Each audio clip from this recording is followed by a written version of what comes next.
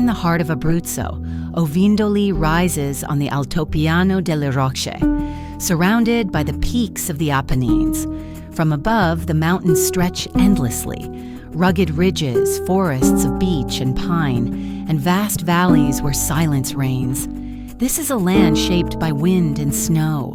In winter, the slopes of Monte Magnola are covered in white, a paradise for skiers and travelers who seek the purity of the mountain air. The landscapes change with every season. Golden light at dawn, mist drifting through the valleys, and sunsets that paint the peaks in crimson and violet.